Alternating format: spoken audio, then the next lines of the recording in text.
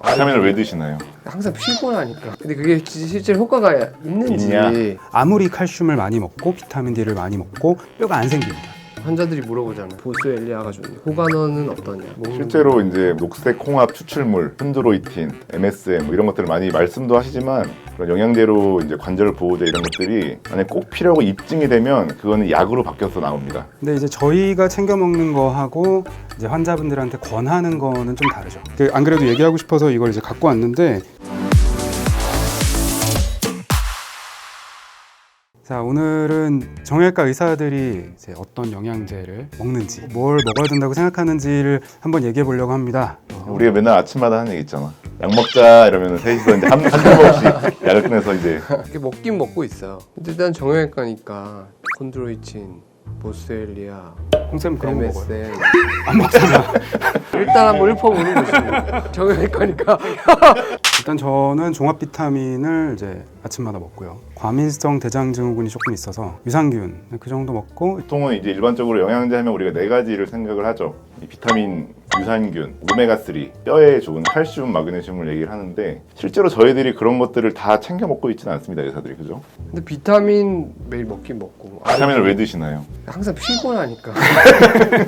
아르기닌, 비타민 먹고. 근데 그게 실제로 효과가 있는지 있냐? 개인적으로 느끼는지는 모르겠어요. 일단은 그 교과서에는 이제 정상적이고 건강한 새끼 식사를 하는 성인의 경우에 영양제를 챙겨 먹을 필요는 없다. 그런데 이제 그런 생각을 하는 거죠. 내가 삼시세끼를 제대로 건강하게 잘 챙겨 먹고 있나? 그거에 대해서 별로 자신이 없으니까 혹시나 이제 부족해질 수 있는 부분을 종합 비타민제 같은 걸로 이제 먹는 거죠. 의사들 중에는 이 영양제에 대해서 약간 뭐 거부감을 갖거나 부정적으로 생각하시는 의사분들도 많은데 좋아하는 사람도 좋아해요. 좋아하는 사람 좋아하고 사실 저희는 뭐 정형외과 의사로서 그런 쪽에 전문 분야가 아니고 일단은 저희가 먹는 이유는 좋다니까 먹는. 근데 이제 저희가 챙겨 먹는 거하고 이제 환자분들한테 권하는 거는 좀 다르죠. 정형외과 의사들이 주로 많이 권하는 것들 중에 이제 가장 대표적인 게 칼슘과 비타민 D. 칼슘과 비타민 D가 부족해서 뼈가 약해진 분들이 워낙 많으시니까 병적인 상태가 꼭 아니라고 하더라도 대부분은 권하게 됩니다. 드시는 게 나은 경우가 대부분이긴 해요. 물론 항상 그런 건 아니지만. 근데 이제 비타민을 이제 우리가 좋다고 이것저것 복용하시는 분들 중에서는 약간 중복되고 과다 복용을 하는 경우가 또 있기 때문에 그런 건 좀 주의를 해야 되는 것 같아요. 비타민 D를 먹는 것도 물론 중요하지만 자외선을 쪼여서 내 몸에 들어간 비타민 D의 원료를 활성화시키는 것도 중요하거든요. 물론 이제 피부 노화라든지 뭐 여러 가지 문제 때문에 자외선 차광에 신경을 많이 쓰시는 분들이 많이 있지만 진료 현장에서 보다 보면은 햇빛을 많이 쪼이는 분들이 그렇지 않은 분들에 비해서 뼈 상태가 좀 나은 경우들이 많아요. 그러면 그거는 환자들이 물어보잖아요. 정형외과 영양제 이런 거 뭐가 좋냐. 실제로 이제 녹색 홍합 추출물, 콘드로이틴, MSM 뭐 이런 것들을 많이 말씀도 하시지만 저희도 그거를 자세히 모르는 이유가 있는데 그런 영양제로 이제 관절 보호제 이런 것들이 만약 꼭 필요하고 입증이 되면 그거는 약으로 바뀌어서 나옵니다. 하나의 팁을 드리면 진짜 중요한 영양제들은 병원에서 처방을 받는 경우에 훨씬 더 싸게 구입해서 양질의 약을 먹을 수 있다는 점도 참고하셔야 될 것 같습니다. 예를 들자면 이제 비타민 D랑 칼슘이 부족해서 발생하는 골 감소증이나 골 다공증 환자분들 같은 경우에는 분명히 영양제인데 칼슘제와 비타민제 병합제 혹은 뭐 단독이 건강보험이 돼서 약국에서 구입하시는 것보다 더 좋은 비타민 D 칼슘제를 훨씬 더 저렴한 가격에 복용하실 수가 있죠. 저는 사실 이제 오메가3를 먹고 있습니다. 고지질혈증이 있어서 이제 처방으로 이제 오메가3를 먹고 있는데 하는 것보다 훨씬 저렴하게 계속 먹고 있습니다. 탈모약은 탈모약은 이제 남성 최고의 영양제라고 저는 생각합니다.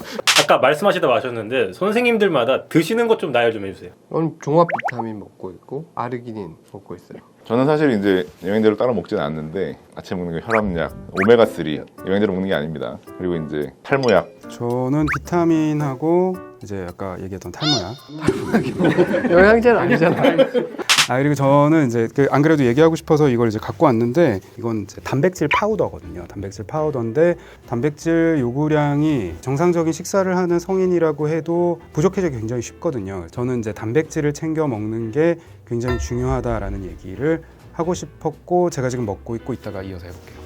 사실 더 중요한 건 이렇게 단백질 얘기가 나왔으니 하는 얘기지만 영양제 이런 거 환자분들 많이 물어보시기도 하고 보스엘리아가 좋냐, 호가너는 어떠냐. 그래서 그거는 뭐 드셔도 나쁘지 않습니다라고 얘기를 하는데 결국은 이제 운동하면서 생기는 근력을 키우고 하는 게 사실 관절이나 이런 데 훨씬 더 좋은 영향을 주는 거지. 이게 운동은 하나도 하지 않으면서 영양제 좋은 것만 찾아서 이렇게 하시는 것들은 좀 잘못된 것 같고. 아까 말씀하셨지만 저는 사실 운동을 하고 있지 않은데 단백질을 먹으면 어떨까요? 드셔서 나쁠 건 없겠죠. 왜냐하면 보통 이제 이런 단백질류는 지방이나 탄수화물들이 별로 없는 단백질이기 때문에 다른 이제 부수적인 지방이라든지 탄수화물 같은 것들을 안 먹어도 되죠. 그러면 단백질도 좋은 영양제가 될 것 같은데 나이 드신 분들도 단백질을 먹으면 그런 보충이 잘 될 것 같은데요? 이제 어르신들을 위한 단백질 음료 같은 것들도 많이 나오고 있죠. 보충제 같은 것들도 예전에 비해서는 훨씬 많이들 소비하시는 것 같아요. 영양제 물론 중요하지만 연로하시거나 골관절에 문제가 있으신 분들 같은 경우에는 단백질 드시는 거를 챙기시는 게 어지간한 영양제 드시는 것보다는 낫지 않나. 나 똑같이 얘기하거든 환자분한테. 그거보다 이제 근육을 좀 키우시고 단백질 파우더 같은 거 사드세요 이러면 깜짝 놀라세요.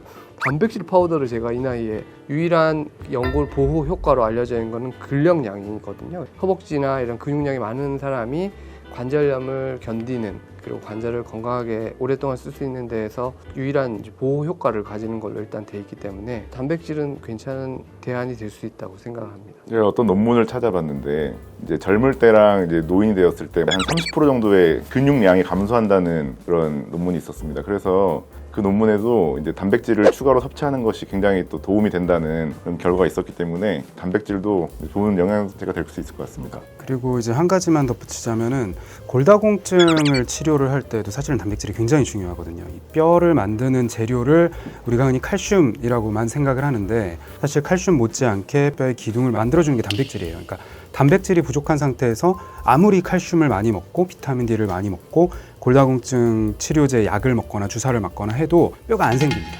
그래서 단백질을 꼭 챙겨 드셔야, 어머니 고기 드셔야 뼈 튼튼해집니다 라고 얘기를 하죠.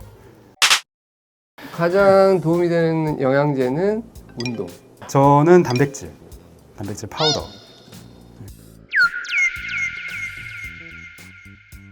저는 탈모약이라고. 어쨌든 건강 보조식품 사실 나쁘지도 않고 그렇다고 기대할 만큼 엄청나게 좋지도 않으니까 그거를 챙겨 드시는 거는 기호에 맞게 하시되 반드시 운동을 병행하셔서 근육을 키우는 데 집중하셔야 더 좋은 효과를 보일 수 있을 것 같아요. 단백질 챙겨 먹고 운동하자. 네. 네.